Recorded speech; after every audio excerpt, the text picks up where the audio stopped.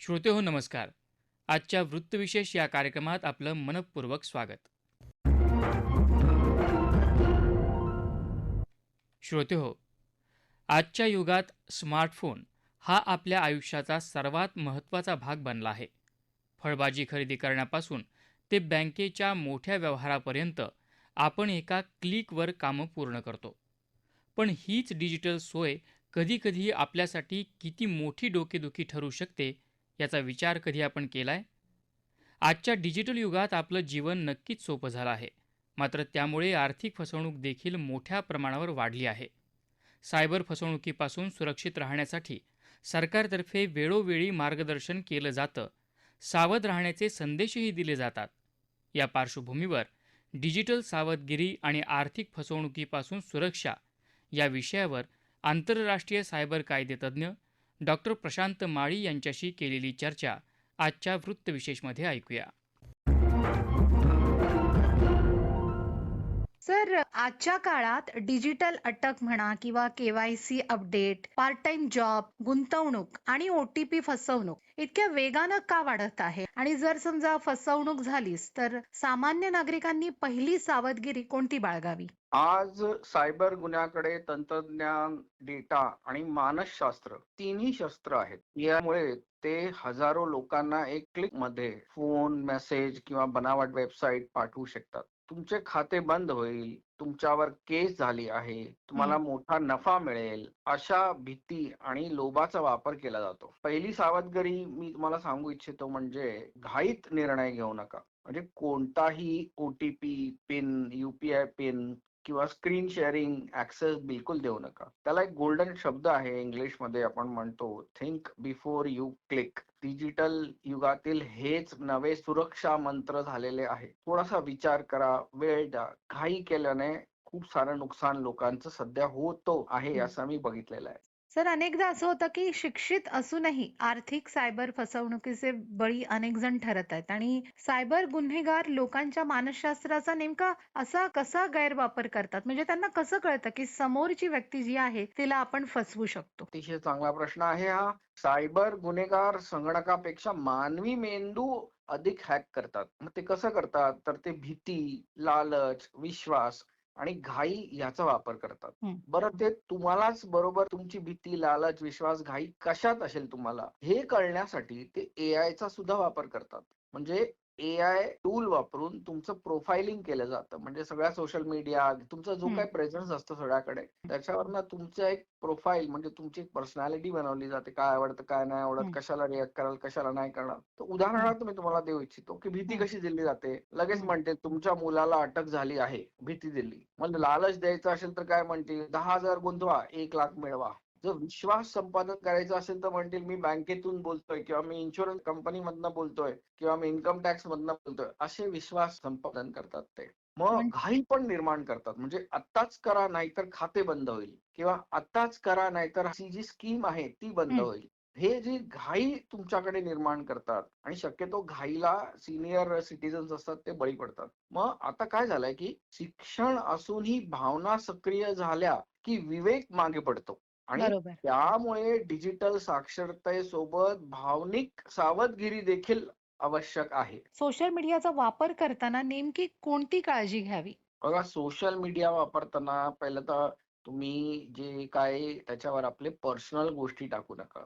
Photo टाकू नका, तुमचे लोकेशन्स टाकू नका, जिओ लोकेशन्स टाकू नका. हं. मित्र-मैत्रिणी जर क्लोज असतील, लग्न होणार असेल कोणाबरोबर, हं. तर असे काही फोटो तुम्ही जर तुमचं अकाउंट पब्लिक असेल तर बिलकुल शेअर करू नका. मी पुढे जाऊन तुम्हाला सांगू इच्छितो, की तुमचा हाताचा फोटो म्हणजे ज्याकडे तुमचा फिंगरप्रिंट पण क्लोन केलं जाऊ शकतं. त्यामुळे बापरे! हाताचा फोटो टाकू नका त्याच्यावरती. असे सगळे डिटेल्स किंवा तुमचे काही वीक पॉइंट असेल, तुम्ही सिंगल मदर असाल, तर लहान मुलाचा फोटो टाकू नका. प्रत्येक जर तुम्हाला वाटतं ना, की हे माझ्या जीवनातला वीक पॉइंट आहे, तर हं. तसले फोटो टाकणं कधी पण अव्हॉइड करावा सोशल मीडियावरती. कारण सोशल मीडियावरती काही सोशल पोलिसिंग कंटिन्युअसली चालत नाही. सोशल हं. मीडियाच्या ज्या कंपन्या आहेत, त्यांना धंदा करायचा आहे. ते कॅपिटलिस्टिक माइंडसेटमध्ये त्यांना एक दुसऱ्याशी जोडण्यात इंटरेस्ट आहे. तुमची सुरक्षा बघण्यामध्ये हा त्यांचा सेकंड किंवा थर्ड प्रेफरन्स असतो. त्यामुळे आपण जर सावधानता बाळगली नाही, हं. तर मग कुठल्या ना कुठल्या तरी सायबर हादसा आपल्याबरोबर होऊ शकतो. जसं तुम्ही म्हणालात, की वैयक्तिक गोष्टी टाळू नका. पण आपण जेव्हा सोशल मीडिया ओपन करतो, तर पाहतो की सगळं वैयक्तिकच असतं. म्हणजे आम्ही कुठे हं. फिरायला गेलो, आम्ही काय खाल्लंय, आम्ही कोणाच्या लग्नाला चाललोय, आमच्या घरी काय-काय आहे किंवा ऑफिसला कसं चाललोय. तर मग याला कुठेतरी काही बंधनं येऊ शकतात का, की आली पाहिजे का? त्यासाठी काही कायदा आहे का? कायदा म्हणून नाही आहे. हे हं. सगळं तुम्हाला सोशल रिस्पॉन्सिबिलिटी, सोशल मीडियावर कसं वागायचं हे आपल्याकडे शाळेत, कॉलेजमध्ये शिकवलंच जात नाही. हा हो. सर्वात मोठा इश्यू आहे, की जेव्हा तुम्ही सोशल असता, तेव्हा तिथे वागणं कसं आहे. जसं पहिलं आपल्याला सिव्हिक्स हं. नावाचा एक सब्जेक्ट होता. तर त्या सिव्हिक्समध्ये आपल्याला सिव्हिलियननी कसं राहावं, काय करावं हे सगळं सांगितलं जायचं. तर माझं असं म्हणणं आहे, की शाळेत आणि कॉलेजांपासून ही सोशल मीडियावर काय करावं आणि काय नाही करावं आणि लोकांना कसं जपावं हे गरजेचं आहे. कारण कायदा कधी लागतो? कायदा रिएक्टिव्ह आहे ना.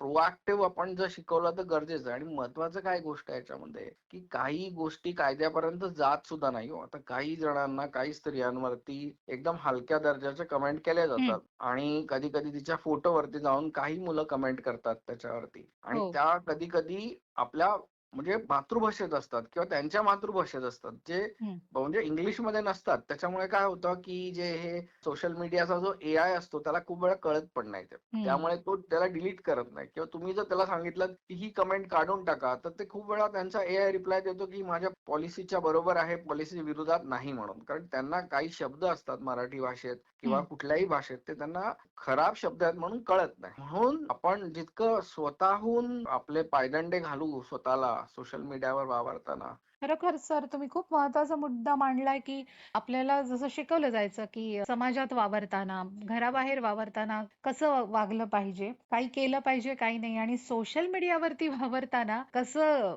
तुम्ही वागलं पाहिजे हे आपल्याला शिकवलं जातच नाही. त्यामुळे हे आपण स्वतःच शिकलेलं बरं. तर हा तर सोशल मीडियाचा झाला प्रश्न. पण आता आपण जेव्हा डिजिटल फ्रॉडकडे येतो, तेव्हा एखाद्या व्यक्तीच्या समजा बँक खात्यातून अचानक पैसे गेले, चुकीची लिंक ओपन केल्यामुळे म्हणा किंवा फ्रॉड कॉल्स उचलल्यामुळे, तर पहिल्या तासात ज्याला आपण गोल्डन अवर म्हणतो, तर त्याने नेमकी कोणती-कोणती पावलं उचलायला हवीत? बघा, सायबर फसवणूक किंवा कुठल्याही इलेक्ट्रॉनिक माध्यमातून झालेले क्राईम हं. ह्याच्यामध्ये जे एव्हिडन्स असतो ना, तो खूप व्होलाटाईल असतो हं. आणि त्याचे जे पहिला तास जो असतो, तो हं. अत्यंत महत्वाचा असतो. खूप वेळा मी बघण्यात आलेलं आहे, की स्त्रिया किंवा सीनियर सिटिझन किंवा यंग मुलं, लहान हं. मुलं जे असतात हं. ते ते काही काळासाठी त्यांचा होश असतो तो हरपलेला असतो. ते बरं. कधी-कधी 24 तास, 4-5 दिवस कोणाला काही सांगतच नाही काय झालं ते.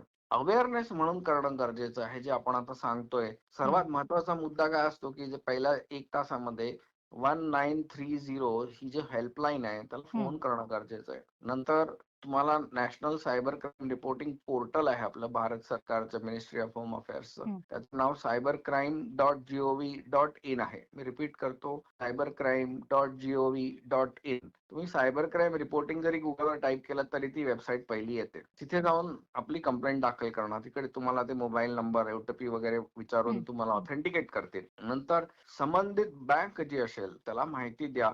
म्हणजे त्यांच्याकडे एक डिस्प्यूट रेझोल्यूशन फॉर्म असतो. तर तो डिस्प्यूट फॉर्म जो असतो ना, तो डिस्प्यूट हं. फॉर्म जाऊन बँकेत जाऊन भरून टाकायचा. चौथी महत्वाची गोष्ट जे ट्रान्झॅक्शनचे स्क्रीनशॉट असतात, ते काढून ठेवून पुरावे जतन करण्यात यावे.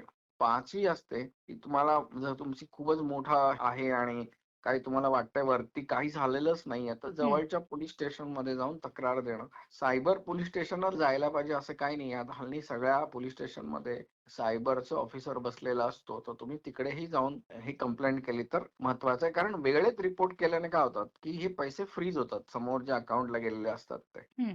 आणि जर ते फ्रीज झाले, तर मग ते कोर्टामार्फत आपल्याला परत आपल्या अकाउंटमध्ये घेता येतात. म्हणजे असं काही झालं समजा आपल्या हं. अकाउंटमधून पैसे अचानक गेले, सायबर फ्रॉडचे आपण शिकार झालो, तर सगळ्यात आधी घाबरून जाऊ नये आणि 1930 या हेल्पलाईन क्रमांकावरती संपर्क हं. करा. आणि समजा आता मोबाईलवरती आपल्याला लिंक येतात किंवा APK फाइल्स येतात, QR कोड असतो किंवा स्क्रीन शेअरिंग ॲप्स असतात. तर ह्यामुळे काही धोके आहेत का? आणि हे धोके नागरिकांनी कसे टाळावे? बघा, मोबाईल फोन आहे ना आजकाल तुमची हं. खिशातली बँक आहे बँक. एक चुकीचा क्लिक म्हणजे घराचे दार चोराला उघडण्यासारखं आहे ते.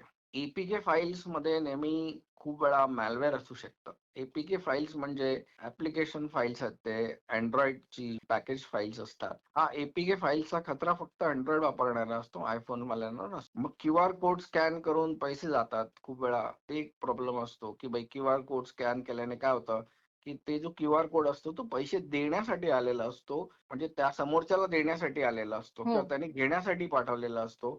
आपल्याला पैसे देण्यासाठी नाही, पण तो सांगताना असं सांगून देतो की तुम्हाला देण्यासाठी हा क्यूआर कोड आहे. स्क्रीन शेअरिंग ऍपमुळे काय होतं की गुन्हेगार तर तुमचा पूर्ण मोबाईलचा किंवा तुमच्या लॅपटॉपचा, आयपॅडचा, संगणकाचा पूर्ण ताबाच घेऊन टाकतो. त्याच्यामुळे तुमच्या संगणकात जे काय आहे ते त्याला तिकडे रिमोटली बसून कुठेही बसलाय, तो साता समुद्र पार बसलाय तरी त्याला ते दिसत असतं. त्यामुळे स्क्रीन शेअरिंग ऍप शक्यतो देऊ नका. बनावट लिंकद्वारे बँकिंगची माहिती पण चोरी होते. म्हणजे हे जे लिंक्स असतात ना, फिशिंगच्या लिंक्स, याने बँकिंग म्हणजे मोबाईलमध्ये खूप लोकांनी त्यांच्या कॉन्टॅक्ट लिस्टमध्ये बँक नंबर, पासवर्ड, पिन वगैरे सेव्ह केलेले असतात, तर ते चोरीला होऊ शकतात. एक गोष्ट लक्षात ठेवा की अननोन लिंक म्हणजे अननोन रिस्क. म्हणून फक्त अधिकृत ऍप स्टोअर मधून ऍप डाउनलोड करा आणि कोणालाही स्क्रीन ऍक्सेस देऊ नका. सध्या सोशल मीडियावरती एआयचा वापर करून डीप फेक आवाज काढणं किंवा बनावट प्रोफाईल तयार करणं, तर एआयचा वापर करून पण फसवणूक वाढल्याचं चित्र दिसतंय का सर?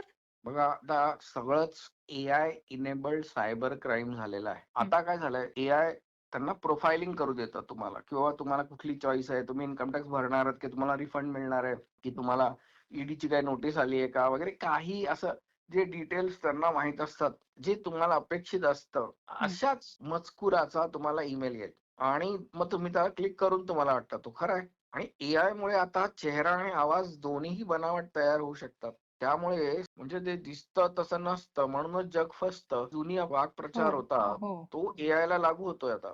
पण तुम्ही ओळखणार कसं जर हा एआय नी बनवलेला चेहरा आहे? त्यांनी समजा अचानक पैसे मागितले तुमच्याकडे की बाबा मला एवढे पैसे दे, मी अडकलोय, मला एवढे पैसे द्या, मी तुमचं हे भलं करतो, मी तुम्हाला आत्ता एवढे पैसे द्या, मग तुमचा इन्शुरन्सचा प्रीमियम आहे तो अर्धा करून टाकतो.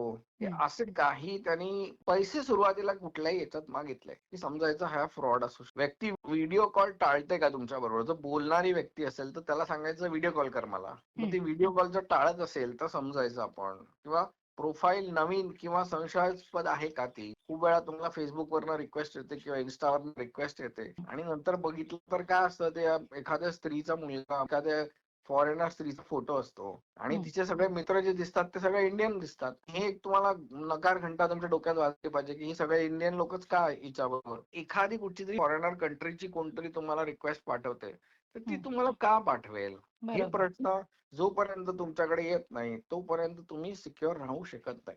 जर नातेवाईक किंवा मित्र पैसे मागत असतील तर दुसऱ्या माध्यमातून व्हेरीफाय करा ना तुम्ही.